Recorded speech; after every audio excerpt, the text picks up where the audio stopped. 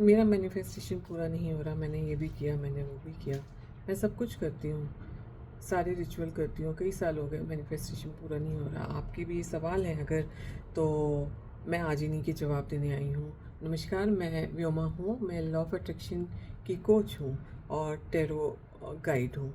तो मुझे इस तरह के सवालों के इतने ज़्यादा तादाद में मिलते हैं मेल्स कि मुझे ये समझ नहीं आता कि ऐसी चीज़ों को क्लियर करने के लिए कोई अवेयरनेस क्यों नहीं है। तो उसी अवेयरनेस के लिए मैं अपने वीडियो में आपको आज ये बताने वाली हूँ कि क्या हो रहा है एक्चुअली, मैनिफेस्टेशन में क्या गड़बड़ हो रही है। Manifestation a law of attraction सब लिंक्ड हैं।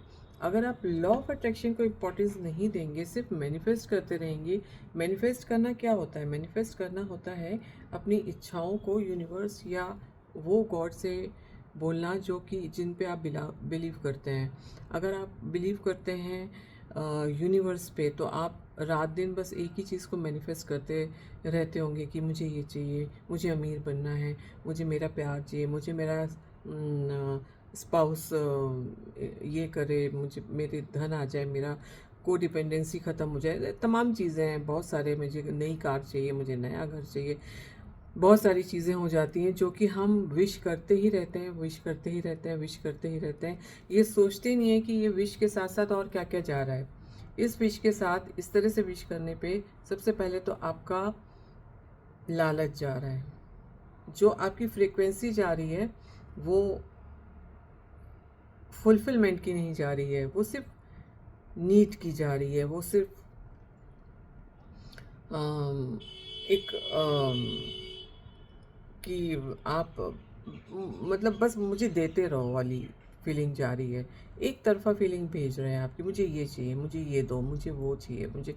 तो इस तरह से लॉ ऑफ अट्रैक्शन अगर काम कर रहा होता तो फिर क्या था? मतलब फिर तो ऐसा है कि हर कोई अराजकता फैलाने में कहीं कोई कसर नहीं छोड़ता इंसान।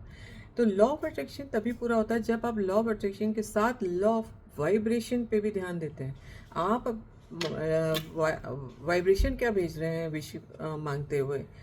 नीडी होने की, कि I am needy, I want this, I want this, I want this, I am needy, I am very needy, I am very sad, I am very this and that. तो ये वाइब्रेशंस उधर जाती हैं और वही वाइब्रेशन मल्टीप्लाई होकर आपके पास आती हैं। तो मैनिफेस्टेशन तो बहुत दूर जो आपके पास है, आप वो भी कभी कभी खोते हुए दिखते हैं। तो इस तरह से लॉ ऑफ अट्रैक्शन और मैनिफेस्टेशन की चीज़ें विश नहीं कर सॉरी फुलफिल नहीं करती। तो फुलफिलमेंट के लिए आपको लॉ ऑफ अट्रैक्शन में मैनिफेस्टेशंस के साथ साथ शायद उससे भी ज़्यादा अपनी वाइब्रेशन पे ध्यान देना है। आप किस वाइब्रेशन से यूनिवर्स से बात कर रहे हो, उसमें कंपैशन होना चाहिए। किसी नीडी की, किसी ज़रूरतमंदों की हेल्प की एक भावना होनी चाहिए। किसी के दर्दों का वो पेन आपको फील होना चाहिए, वो वाइब्रेशन जाना चाहिए। जब तक इस तरह की कुछ कुछ वाइब्रेशन नहीं जाएंगी, तब तक यूनिवर्स को वो वाइब्रेशन नहीं मिलेगी जो वो आपसे डिमांड कर रहा है कि भाई मेरे को एक वो रेशियो बना के भेजो अपनी मैनिफेस्टेशन का, जो रेशियो मैं इक्वली या उससे भी मल्टीप्लाई अमाउंट में वापस कर पाऊँ। क्योंकि अभी तो आप सिर्फ मुझे ये दो, मुझे वो दो वाली भावना से बोल रहे हैं कि मेरे को इसकी बहुत ज़रूरत है, मुझे दे दो। ऐसे नहीं होता। आपको इसकी ज़रूरत है और आप इसको पाके ये करेंगे। तो वो जो प्लानिंग है, वो जो प्लॉटिंग है, वो मैनिफेस्टेशन के साथ सबसे बड़ा काम करती है और वो होती है वाइब्रेशन। उस वाइब्रेशन के साथ अगर आप अपनी कोई मैनिफेस्ट करते रहेंगे यूनिवर्स से, तो हो ही नहीं सकता कि वो वापस ना आए।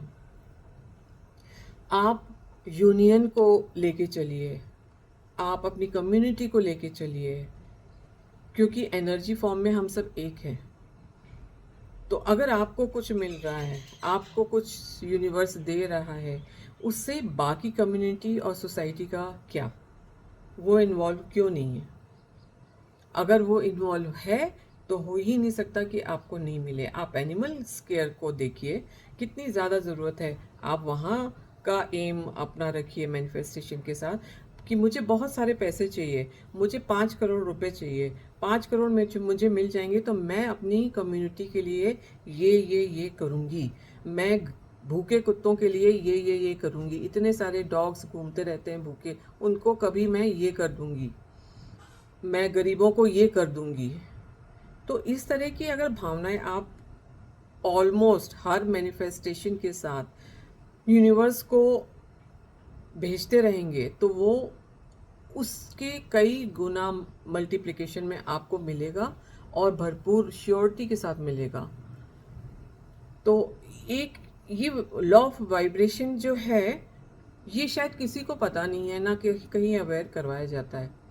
तो मैं इसी इंटेंशन से ये वीडियो बना रही हूँ। मैं और डिटेल में बनाऊंगी, बट ये जानना आपको ज़रूरी है कि आप दूसरों के लिए परोपकार क्या करना चाहते हैं, परोपकारी बनिए। अगर आप अपने लिए कोई चीज़ चाहते हैं, कोई गलत बात नहीं है इसमें। सबसे अच्छी बात है कि आप अपने लिए कुछ चाहते हैं, अपने अपनों के लिए कुछ चाहते हैं। लेकिन उससे भी अच्छी बात यह है जो कि यूनिवर्स और हमारा ब्रह्मांड जो है वो एक्सपेक्ट आपसे करता है कि अगर आप इस प्लेनेट पे आए हो, आप कम्युनिटी के एक पर्सन हो और उस कम्युनिटी के लिए आपकी जो भावनाएं हैं वो प्रदर्शित करना और उस पे काम करना आपका पहला धर्म है।